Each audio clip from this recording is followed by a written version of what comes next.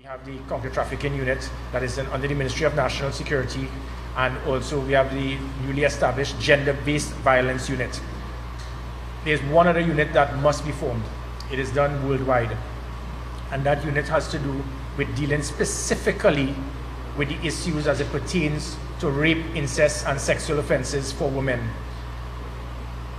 More women have been affected by sex crime than those who have not. Trinidad and Tobago would be no different. I will just go more into it later on, but what I will ask now is for the ACP for these units, ACP Lewis, to please address us.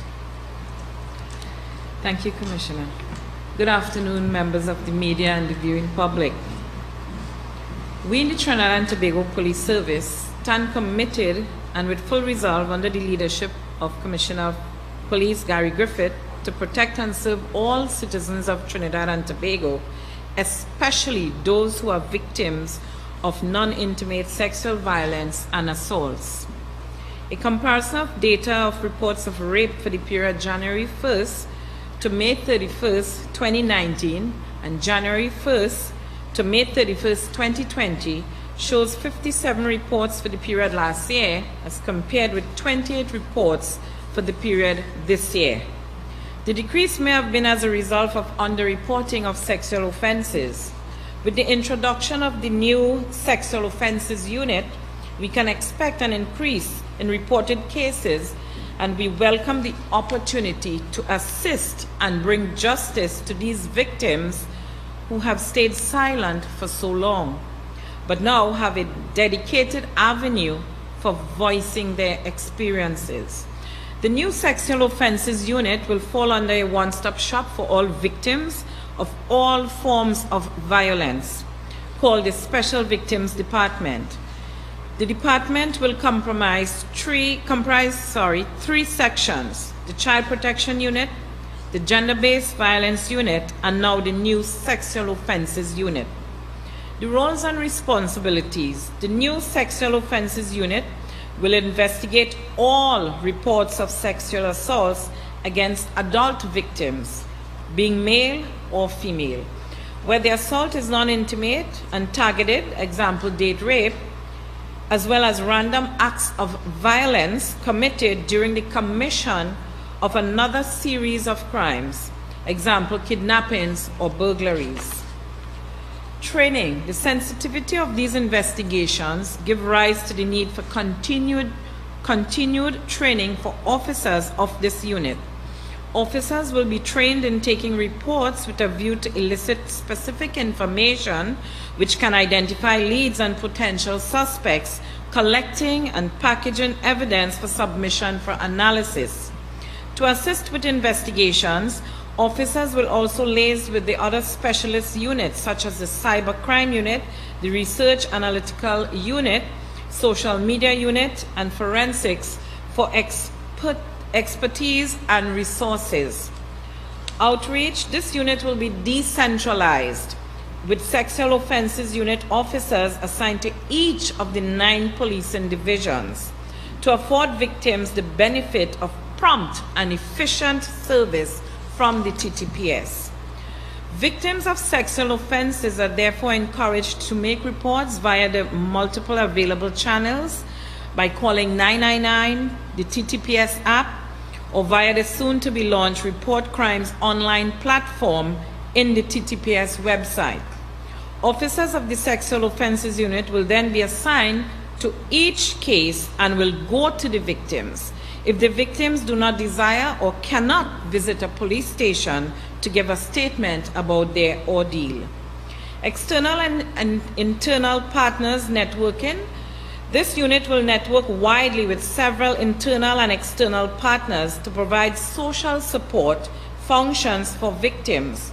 Partners include, but will not be limited to, the Ministry of Health, the Victim and Witness Support Unit, the Counter-Trafficking Unit, the Rape Crisis Center of Trinidad and Tobago, and even the judiciary, with a view of setting up a special court to deal with sexual matters in camera hearings, and the Justice Protection Unit to provide safety and security for victims and witnesses during the investigative and judicial process.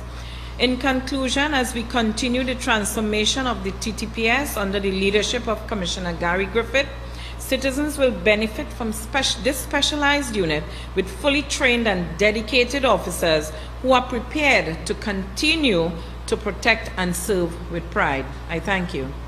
Thank you very much, ACP Lewis. So the point is, in the same manner that we established the gender-based violence unit, many times individuals who will be victims in such crime, they will not want to report the crime. Sometimes when it is they do not feel that justice is served. Sometimes the perpetrator, nothing is done. And in the same way that we formed the gender-based violence unit, it was anticipated based on our working relationship with the NYPD and other institutions. They expected that there would be an increase because now the persons who are the victims, they will now realize and feel now that there can be justice, it can assist them in their problems, and there would be an increase.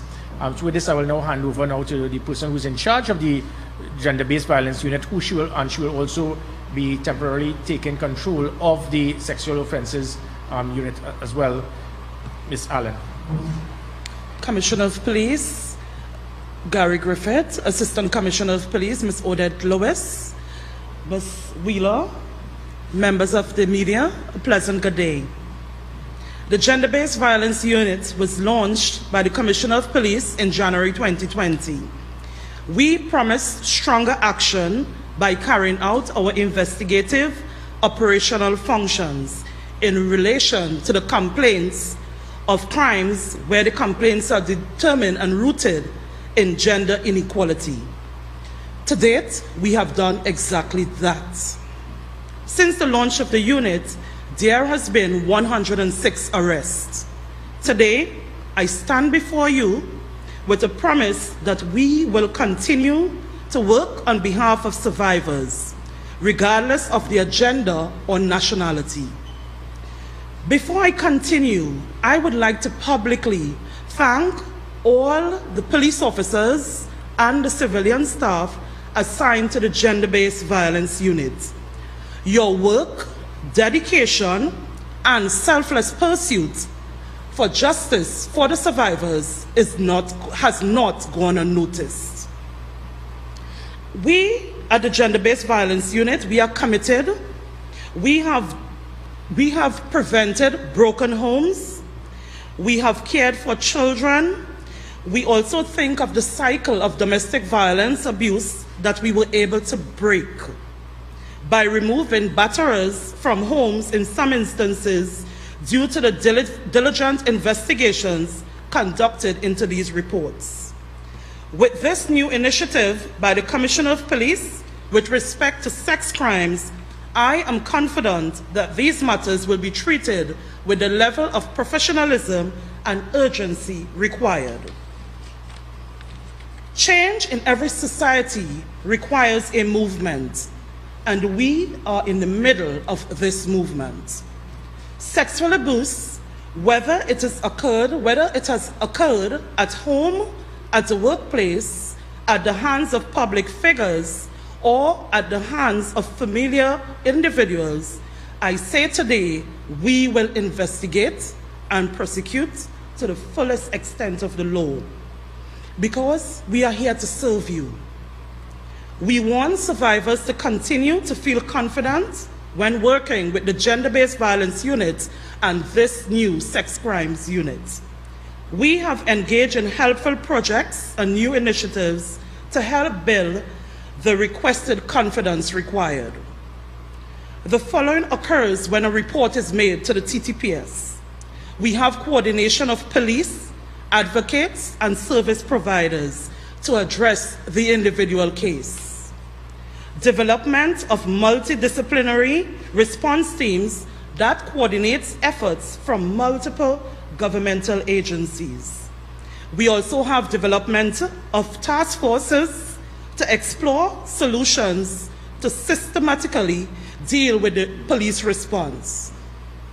We work with all parties to these reports from the beginning of the report, during, and after. In concluding, I would like to say, in keeping with the Commissioner of Police vision, We will continue to promote a change in police culture, policies, and practices. As a nation, you have called for domestic violence and sex crimes to be given priority.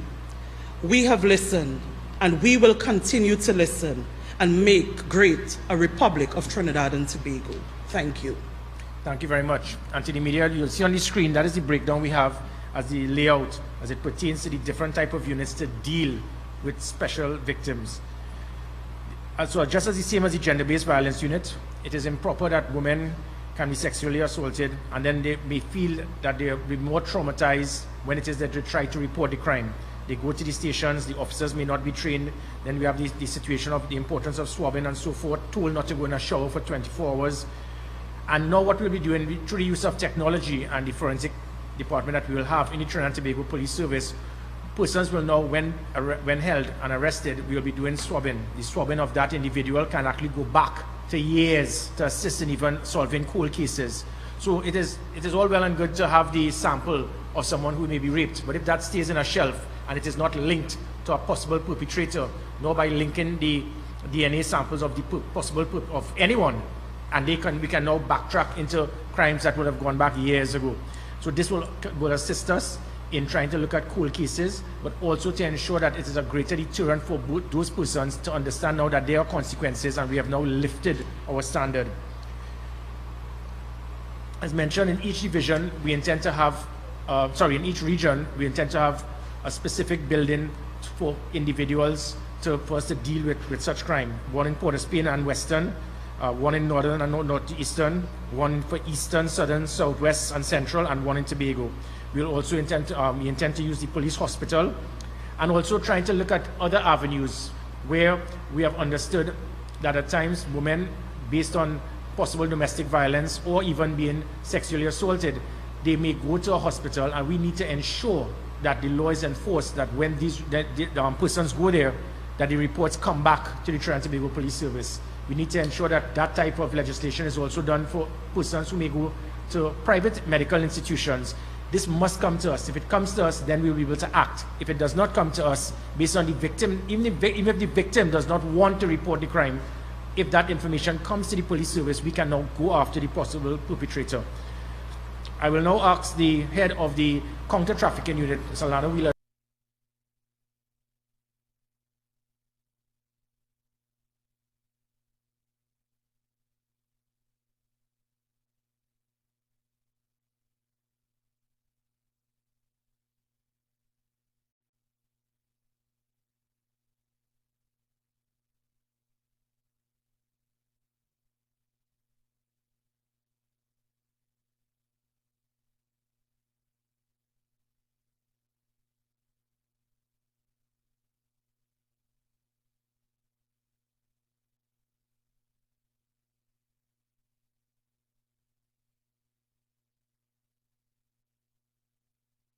Persons Act, Chapter 1210.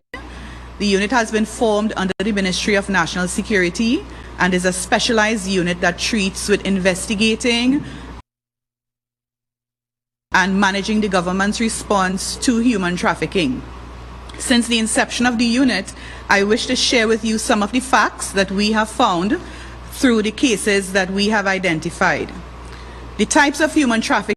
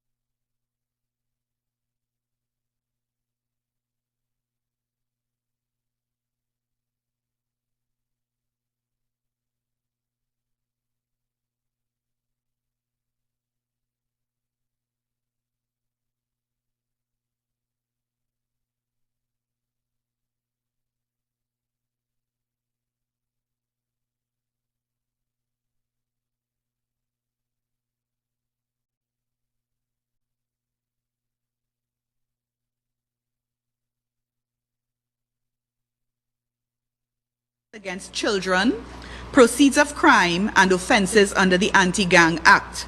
And recently, we were able to identify and disrupt a large trafficking network that engaged in the smuggling of minors from Venezuela to Trinidad and Tobago.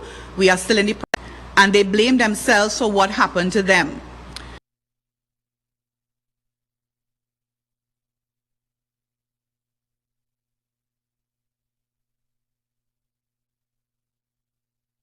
They struggle with fear,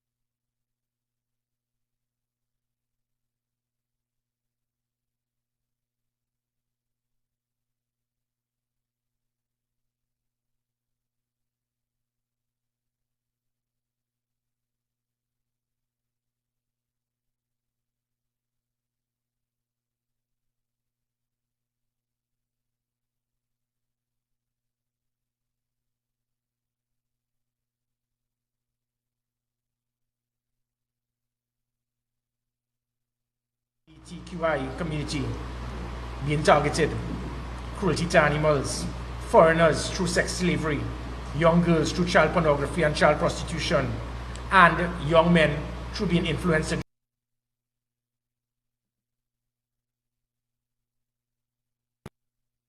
treat with the victims and for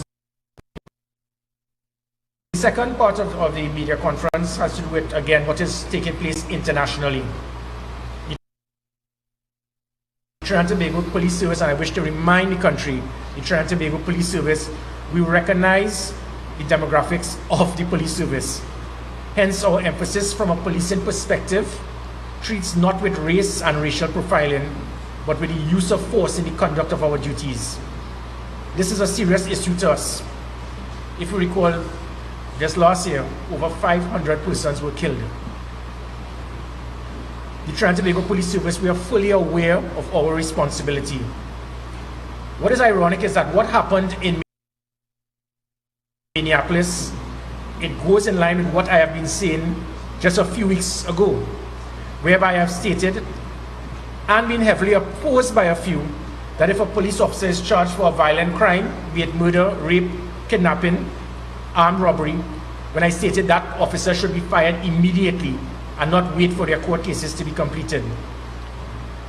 A police officer, any police officer, is expected to be more disciplined and be accountable, and hence be of a higher standard than the average citizen, as they possess enormous responsibility and authority, and that responsibility and authority must not be abused.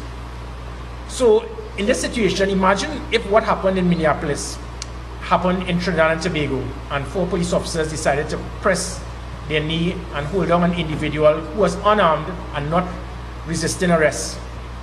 And those police officers could be charged for second-degree murder.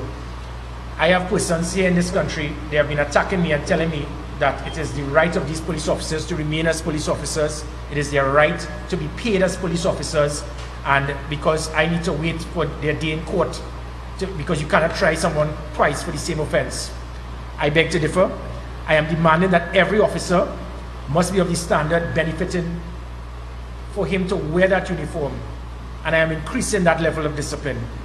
I need to make every officer accountable, but in the same manner, I would fight to defend the rights and image and reputation of the Trinidad and Tobago Police Service and every law-abiding and professional officer.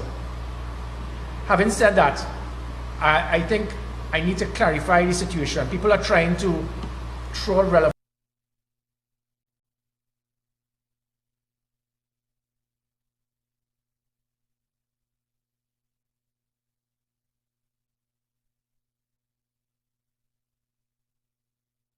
with what has taken place in the United States with Trinidad and Tobago.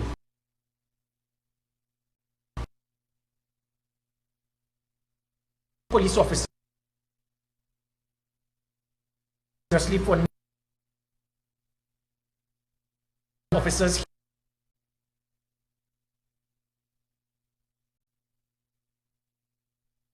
to the point that one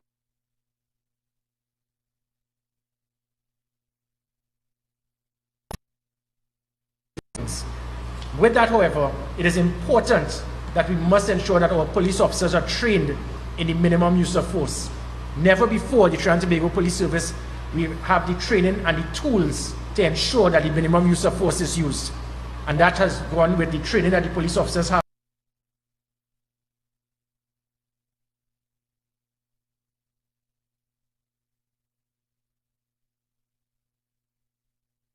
now in proper protocol for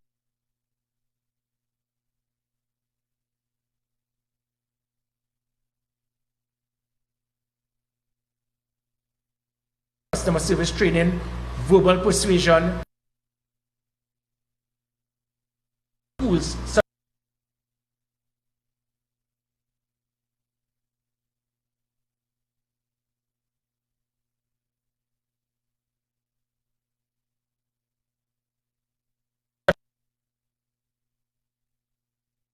Only time a police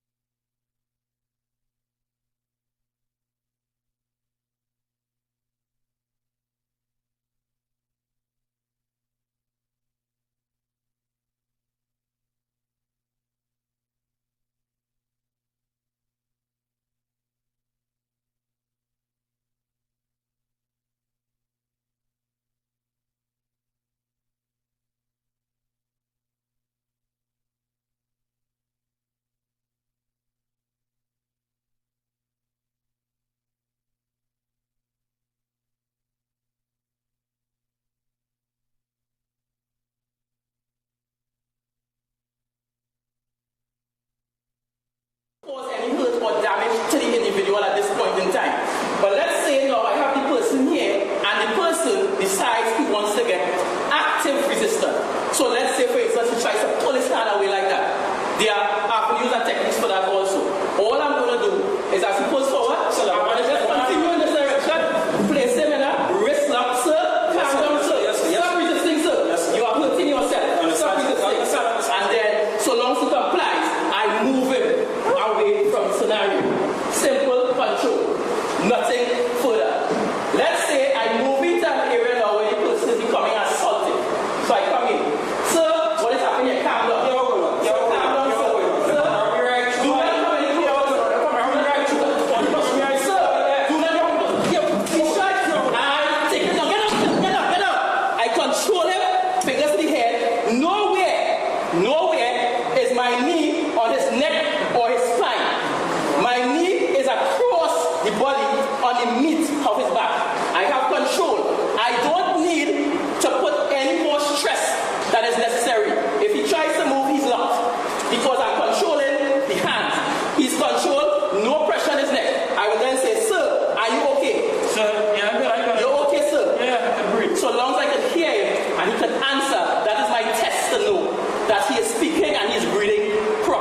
So I control from here. My next step from here, of course, will be to handcuff him. Simply. So I'll demonstrate later again. So we're going to move one more. So let's say he continues again. I drop my baton. So I talk it in. He's resisting slowly. So calm down. Sir, we continue. I will have to use my baton. Right. It's how I got baton. So for instance, he might come in. I will try. What I want to do now is get this space here. So I'm going to go in, control, and get him down from here, control, and this time, my knee is not even his body. I have control of his hands, I have control of the baton, which helps me lock his hands into place. So if he tries anything again, he is controlled from here, he cannot move, he cannot go anywhere, and he is not under any real stress or any real chances of causing death to him. So I have control, I can still look around, check to make sure everything is safe with me, and I have control from here. What I want to demonstrate is one more thing.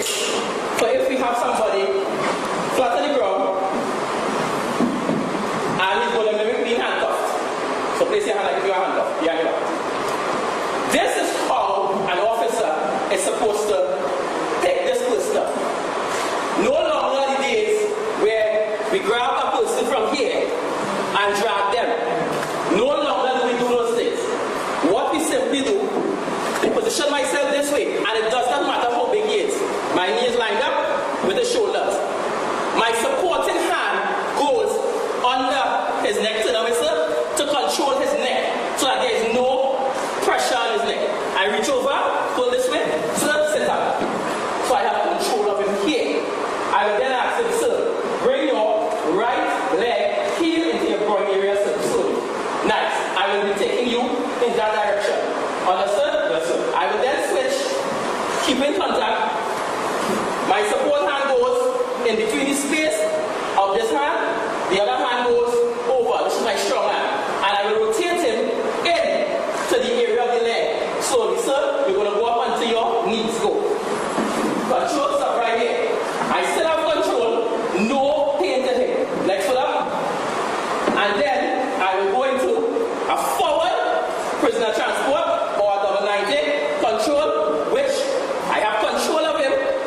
I have control of him if he tries anything further, but he's not under any stress. I'll move him. If I want, because I feel he is a little more deviant than I think, I will move to a reverse prisoner transport, which means I'll carry him, so he's a bit more comfortable in a rearward position. And I will escort him away.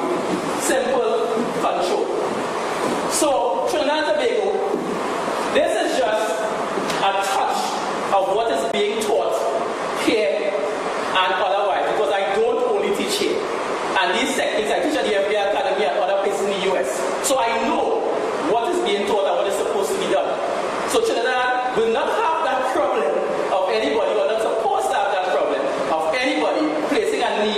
on nobody's neck or anything like that.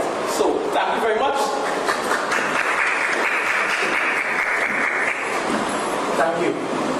And you know, we can always draw reference to persons on social media. They will always try to relate what is happening in a wrong way internationally with Trinidad and Tobago. There was one individual that tried to relate what happened in Minneapolis to a photograph of the person who was the cop killer and tried to draw reference. That was Mr. Abu Bakr. Then we had other situations that we've seen on social media, the photograph of what took place at UE with the police officer. But again, what the instructors just showed you, look in relation to how the individual was and where the knee was in comparison to what you saw in Minneapolis. But persons would not see that. They will automatically try to draw a link. And I think that is unfortunate. I fully understand Mr. Cameron and Mr. Abu Bakr's concern. And I give the assurance that the Trinidad and Tobago Police Service, we are not the enemy. We do not have the same type of situation in the United States that is here in Trinidad and Tobago.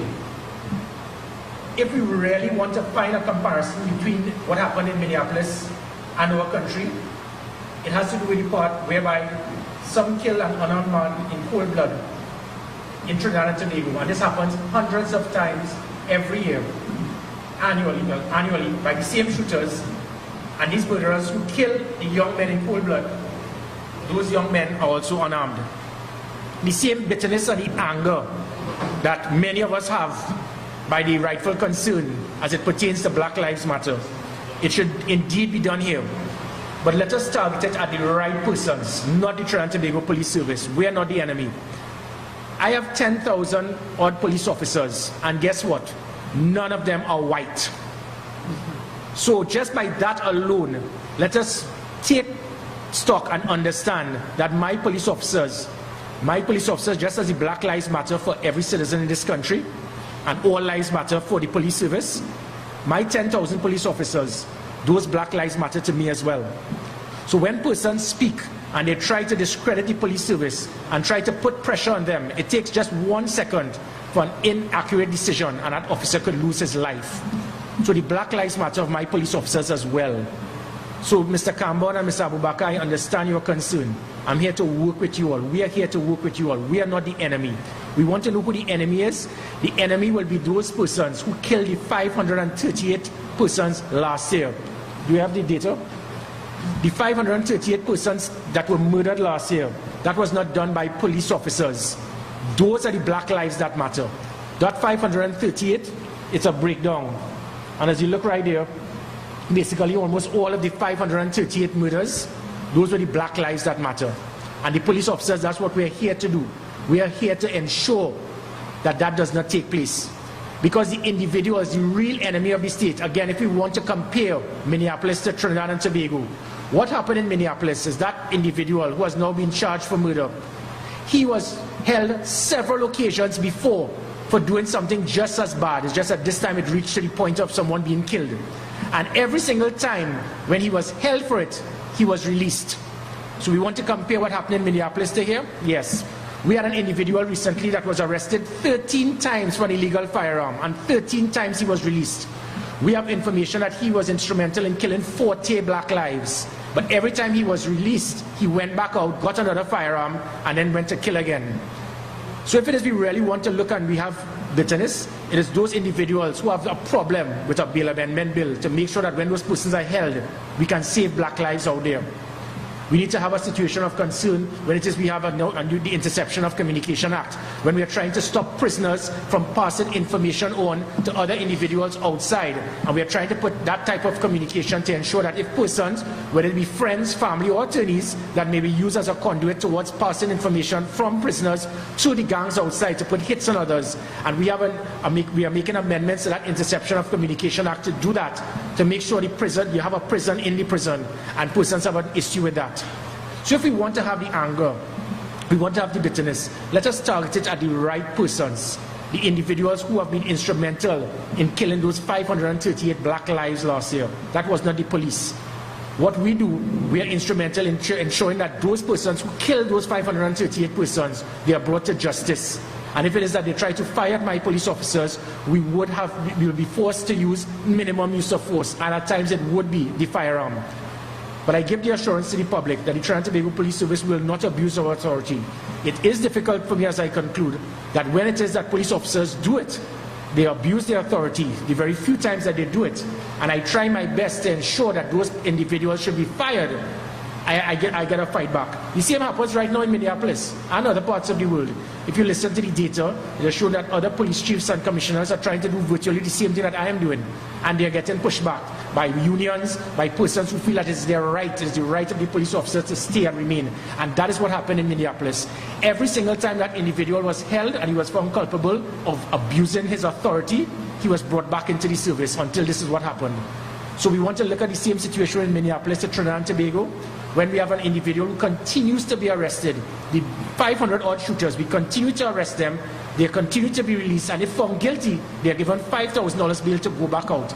Those are the individuals that we must see similar to those police officers in Minneapolis. That is the enemy of the state, not the Trinidad and Tobago Police Service. We will have our faults, and if anyone breaches their authority, they would be dealt with. But as you would have seen in the demonstration here, our police officers are highly trained, among the best in the world, and we will do all that is required. We will continue to put training as priority to ensure as much as possible that what took place in Minneapolis would not take place in this country. Members of the media, I thank you. Open for questions. Hi, Commissioner Griffith, Alicia Boucher from TV6. You know, for years we have heard that it's something that you just said, that our police officers are world-class trained. We know that the situation in Minneapolis, it is said that the officer didn't follow procedure as well. So I want to ask about the use of the body cameras, because in terms of when we have incidents where, you know, it is said that a person shot at police and the police just returned fire, we have contradicting statements. So what about the use of the body cameras to, I guess, that, because that may help verify or clarify certain situations? And in addition to that, what is the update, seeing that, you know, we are talking about abuse of power in terms of those two officers who were supposed to be under investigation in terms of the alcohol? Sure. Okay, Ms. Boucher, I'll be able to answer that by giving an example. And I want the media to understand and listen closely to what I'm going to do here. Ms. Boucher, let's just say that you're confronting the police, and I'm a police officer and I'm walking around, and let it put it that you're a police officer, and I am now going to confront you, and I decide to I'm now putting my hand in my pocket to draw a firearm. What are you going to do? What is your reaction?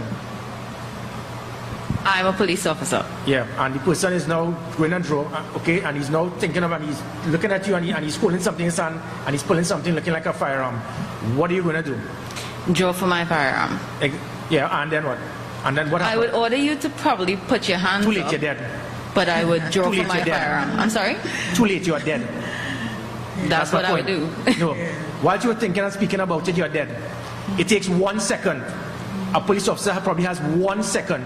So while you started thinking and analyzing and strategizing, likewise when people go to court and they spend hours trying to strategize, analyze as what the police officer should and should not do, it takes 1 second for a police officer to make a decision. That is how difficult the job is of a police officer.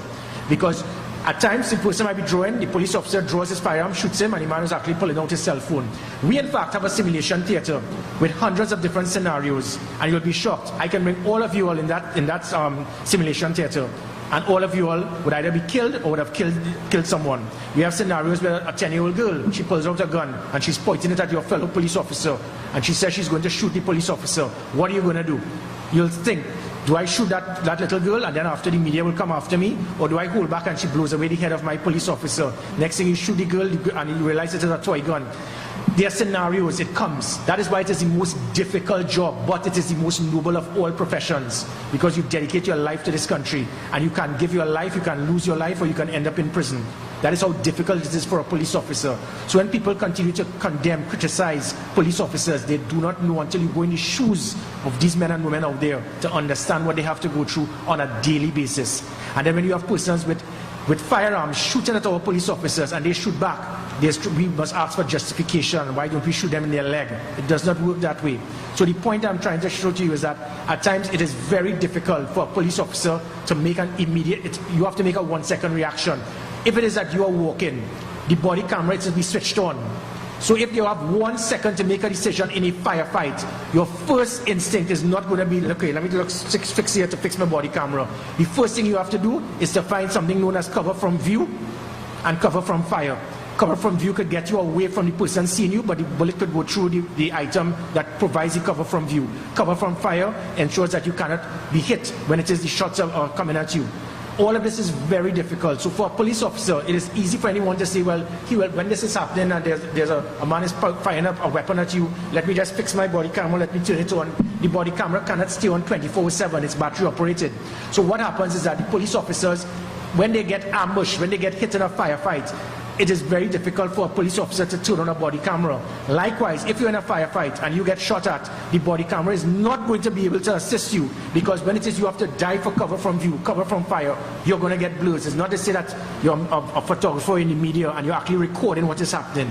So it is very, and again, my point being, look worldwide, see how often the body camera can be effective if you're on patrol, you have it on, which is why we have live video footage now of all the police vehicles on patrol. That is to take away the concern the police will have to worry about with the body camera. The cameras on top of the police vehicles, it is providing a live feed back to the command center. So yes, we have the body cameras, but when it comes to a firefight that can last 3 to 5 seconds maximum, switching on a body camera and trying to face the body camera to see who shot first, it is going to be very difficult. As it pertains to the other incident, we have almost come to a completion of that. There were 2 soldiers that were involved in it. I know what happened, unfortunately, is that everything on the front page was that the police officers were involved. It didn't mention that the persons who were involved in the communicating with the individual were 2 soldiers. The weapon pointed at the individual was a soldier. The alcohol handed over to the individual was a soldier. The threats and the demands made were soldiers. And it's not in any way for me to pass the buck and blame soldiers, but again, it is so unfortunate. All you saw on the front page is the police, whereby the police officers were the 2 of them in the front seat. It does not mean that they are not culpable. We can see that they were aiding and abetting, and they were part of it. And this is where the responsibility of police officers come in, because you did not actually directly participate in a crime. You, as a police officer, had a right to have prevented it. So I do not want to say much more. By next week, we'll be able to give you a full update as it pertains to what action is being taken on all 4 individuals from the Defence Force and the Trinidad and Tobago Police Service.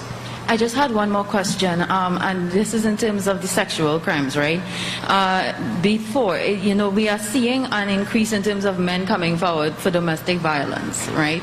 I guess based on certain mechanisms put in place. Can you give me an idea of, in terms of statistics for men coming forward, especially in incestuous situations, in terms of sexual crimes, and I guess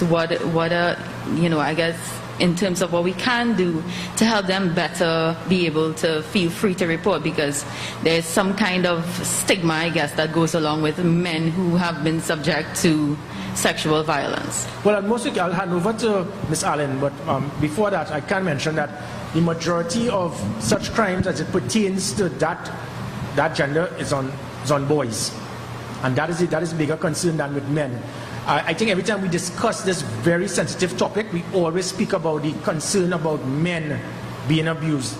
But the percentage there, it is very small. And we're not speaking about just sexual abuse, gender-based violence. We're speaking of the trauma that many women go through based on abuse, financial, psychological, based on threats on the individual, trying to undermine the individual. All of this is some type of abuse as it pertains to gender-based violence. Ms. Allen, you'd like to speak any more pertaining to, and again, by the opening of the gender-based violence unit, it has opened the avenue for persons, again, same-sex relationships. Again, there was a concern by individuals to want to go to a police station. Now, because of the gender-based violence unit, because we have persons who are trained and understand the sensitive nature of such crime, there's been an increase in such reports. Ms. Allen? Yes, and most males, they may not want to go to the police station. We would meet them at wherever avenue is comfortable to them. So with the gender-based violence and the new approach, men would start to come forward and feel comfortable. Yeah? Yes, good day. Julian News from the Newsday. I have a few questions for the Commissioner. Commissioner, you mentioned Mr. Cambon. I wanted to get you on something that he said. He spoke about police killings involving people from certain areas, mentioned Beatum, Laventille, Sealots. And he said there's an assumption, I don't know if it's both by the police and by the society, that because the person is from that area, they were up to no good, and there's no real call for investigation compared to if there's a police killing involves someone from another area. So I don't know if you wanted to respond to that. I work on data. Mr. Cambon, there are certain people that are trying to use this situation that is worldwide to make themselves relevant. Can he bring data to show that? Can he bring any data, and I challenge him, bring any data to show that if someone was in another place and he had a firearm, the police did not treat it in the same manner. You just saw the demonstration. There's a minimum use of force policy. So regardless of what part of the country you're in, regardless of whether it is your white, black, green, yellow, if it is that you have a firearm and you intend to shoot at police officers, the police will be left with no choice under the minimum use of force policy to act. So you cannot use a geographical location to let him, I challenge him and anyone, show me where anywhere else that there was a situation where persons fired at police officers and the police did not act in the same manner because of where that was, or because of who that person was, or because of the color of that person. We are not shooting back at anyone because of their color. We are shooting back at them because they are criminals trying to kill police officers. That is what this is about. This is not about black and white. This is about common sense. This is about good versus evil. And we are the good ones. We are the ones that are trying. And if it is that we confront persons who have killed 538 Black Lives That Matter last year, we are the heroes. We are the ones that are going out to protect the black lives out there. All lives matter. And that is what we are doing. But in our confrontation to take the first bullet and defend the hundreds of thousands of persons out there, we are being attacked. When it is that we are the ones that are willing to be in the front, in the firing line. That is why police officers have been shot at. That is why one lost his life on Christmas Eve night. And the same individual who killed him stole his firearm, and then when he tried to do the same with other police officers, he was killed, and then the police is to be blamed. So again, I challenge anyone. This is not about the location. It is about where the police go on patrol, and if they go on patrol and they are shot at based anywhere in the world, that is why these persons have a firearm user's license. If it's somebody shoots at you, you would shoot back. And you would have seen in the raids we have. I have conducted and led raids in Valsane, in West Moorings, in Glencoe, in many other places. So it doesn't matter wherever the crime is, we will go and we will enforce the law. If it is regardless of who the person is or where the incident takes place, our job is to ensure minimum use of force. But if persons decide to go to the extreme with firearms and decide to shoot at police officers, we are obligated to defend ourselves. And secondly, you also made the comment, he said that your language and demeanor is an incitement to kill. I don't know if you want to respond to that. And he also cited the one shot, one kill policy. Well, again, in training, anyone, unfortunately, the individuals, he said he would not know the difference between a bullet and a baton. He's untrained. He would not understand. The fact of the matter is that anyone who has a firearm, the target that you have is to ensure that you neutralize the opponent. That you have to, if you aim at a leg and you do not neutralize, it allows the person the ability to shoot back at you and kill you. He doesn't understand that, or maybe he does not want to. But again, I feel sorry for him because I know he has good intentions. Our job is to educate those who do not understand. The fact of the matter is that police officers, I will defend my police officers to the hilt. If anyone decides to shoot at my police officers, we have seen it. I have a situation where police officers, the bullet has been through their jacket, a bullet has hit someone on their vest. We have the vehicles being shot at. We have seen it constantly. So it is not it is a situation where my officers are being shot at, and if they are being shot at, well, then they have a right to defend themselves. That is the basic minimum use of force policy. Okay, my next question, moving away from Mr. Cambon's statement. Ms. Wheeler, she mentioned there's a recent breaking down of a ring of bringing people in from Venezuela, and she said officers were involved. And if you wanted to comment on that. They said local officers were involved in the again, it makes it difficult for me. I am trying my best. The Trinidad and Tobago Police Service is not perfect. Our officers come from society, and this society is imperfect. So what we have to do is to expect that we train our officers to be at a higher standard, and we set checks and balances to ensure that we have a higher disciplinary level. But it makes it very difficult when there are systems in that persons will try to tell me as the Commissioner of Police why I should not fire anyone, why persons on suspension should get full pay. This goes back again, I speak about withdrawal relation to Minneapolis. When it is this situation, don't be surprised that some of these officers, their unions will demand that they remain as police officers. I am trying to change the system here, that if any police officer is charged for any violent crime, be it murder, kidnapping, rape, human trafficking, they should be fired, because we do not want those individuals in the police service. I am pushing hard for polygraph testing to be done. Every single police officer, when they joined, they were willing to be polygraphed for anything. Now, there are some that how dare I even think of them being polygraphed. So now I am trying to put, especially in sensitive positions, such as the Southwestern Peninsula, where we have intelligence of certain officers who have compromised some of the operations by allowing the illegal entry of humans, of illegal immigration, weapons and drugs. And if the individuals do not want to be polygraphed, so be it, I cannot do anything, but I do have the authority to transfer. And then when I transfer, they want to take me to court because they find it is their divine right to remain at a certain place. I'm also doing drug testing, which was never done before. And we are, as I mentioned previously, there are 75 police officers, inclusive of who Ms. Wheeler spoke about. We are monitoring them like a hawk. We have intelligence, but we do not have enough evidence. In some countries, that intelligence should be enough to have these officers removed. Not here.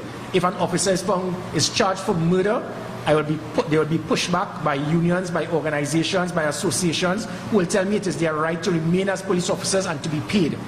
I have an issue with that. If I set a standard, lift the bar, it is going to ensure that other police officers understand that there are consequences.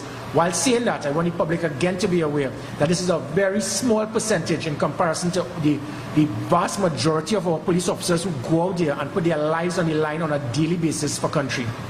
Okay. And while we're here talking about a new sex crimes unit and reporting, I know there was a recent report that there was an anonymous Twitter site set up for persons to report sexual assaults, and persons actually named the sexual, and there was a report that was being investigated. I don't know if you can speak anything on that. Yeah, sure. It is very unfortunate. This has opened a Pandora's box, because several of those persons whose names have been there have stated that they did not do it, and people can't play police. So you've played a police officer, someone just does not like an individual, they pass the name on, and you have put this now on social media. And this obviously can embarrass individuals. If it is that you have enough information, you don't blast it on social media. By the formation of such a unit now, you can bring it to us, and we will launch an investigation, and we will verify whether it is rumshop talk or whether it is enough that can warrant us conducting an investigation to target such a perpetrator and bring him to justice. But you can't have anybody just making an accusation and you on social media can just plaster the person's names. That is totally irresponsible. It serves no purpose, it does not help, and all it will do now is cause a whole set of civil cases that I have no intention to get involved in. My intention is that if it is that people feel that individuals have been involved in any type of sex crime, this unit is going to ensure that we can push the envelope to put an end to it. As I said, we have reports that at least 3 to 5 women have been victims of sex crime in their life. And then when you look at the data of the number of women who report sex crimes, it is next to nothing. It is about 800 per annum in this country. That's just a little over 2 every day. Now you compare 700 in comparison to 600,000 women. And it means that it's either that this is a really great country with law-abiding citizens, or it means that many women are being affected and they just do not want to come forward and report it because of fear of intimidation, victimization, reprisal by the perpetrator, and by the police. They believe that the police is not going to do an effective job. This sex offense unit is going to ensure we change that game to ensure that persons are aware. If I am a survivor, I know that I can report it to a unit that is elite, it is confidential, they are highly trained, they will not treat me as a perpetrator but as a victim, they will know how to speak to me, and then with that now it will ensure that it provides a greater deterrent for the perpetrators who have been doing this for years, especially with little children, and believe that because there are no consequences, they can continue their actions. My last question, we're speaking about use of force. Is there special section, I presume, when dealing with persons who may be mentally disabled and or physically disabled? The clarifier. Well, no, well, if you're dealing with someone, the police is approaching someone, and the person may have some type of mental disability or physical disability. If there's a special I thought you were still dealing with sex No, crimes. no. Sorry, I moved on from that. Yes, if there's a special section, well, Yeah, how to deal with those persons. I think, he will come forward and clarify that for you.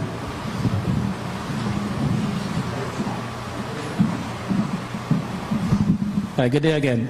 Yes, there has been placed in our use of force policy an area that deals with training for mentally subnormal persons. In fact, I think it was last year, training started with some instructors from the police academy who are defensive tactics instructors, and also some psychologists. They've started to put together the actual package to deal with that sort of training. Now, it has not been distributed throughout the length and breadth of the police service as yet, but the process has started, and there are persons who are trained, including myself, to deal with such incidents and scenarios.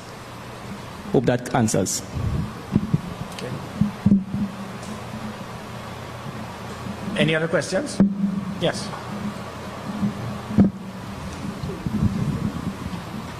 In terms of manpower for the new sexual offences unit, I just wanted to find out what would be the complement. I know that it was mentioned that officers it would be decentralized and officers would be placed across the 9 divisions. Okay, so what we'll be doing is they will not be placed in police stations. So there will be a specific building for such victims of crime, dealing with gender-based violence, child protection unit, human trafficking, and the sexual offense unit. So persons, the building will not be like a police building. It will be color even. It will be in an area where it will be easier for the individual to go there. So it is not going to be set up as a police station. We are looking at possibly four locations, one dealing with Port of Spain and Western, one dealing with Northern and Northeastern, another dealing with Eastern, Southern, Southwestern and Central, and the fourth with Tobago. But as I said, the concept of this is not for the victim to have to come to these buildings. This is going to be a delivery service similar to the gender-based violence unit, where it is you come, you make a report, you call via 999, via the police app, or online reporting. We come to you. We come to your home. We deal with the situation. We do the investigation, and it will try to minimize the trauma as much as possible. Okay. And again, I want to emphasize the Trinidad and Tobago Police Service. These are your police officers. They are our police officers. We are here to help. We are part of it. We are here to ensure that the situation we have seen, black lives do matter, and with that, all lives matter. We need to ensure that we do our job. This is not about race in Trinidad and Tobago. This is about a situation of good versus evil. The individuals out there who are the shooters, they have the problem. They are the ones that we must target. And likewise, when it is we have the same situation and concerns we have now based on legislation or people who intend to push us back, the same way that Minneapolis police officer, on several occasions, he continued to do almost the same thing, and because of the fight back of institutions, he was allowed to go back out onto the streets. I have been getting the same situation. They say the police commissioner has the authority to hire or fire. Look what is happening now. People being charged for violent crime, and it's a major pushback. But I intend to continue pushing back because I know what we want is for this police service, our police officers, to be at a very high standard and to ensure that we can minimize the loss of black lives. Because, of course, as I again wish to re-emphasize, my 10,000 police officers, they are not white. Police officers, citizens of this great country, we all matter. Thank you. Thank you very much, sir. I want to thank the panel, Commissioner of Police, Mr. Gary Griffith, ACP Odette Lewis, Assistant Superintendent Guy Allen, and Ms. Alana Wheeler of the Counter Trafficking Unit. Thank you very much. Thank you very much to members of the media. See you next week, same time.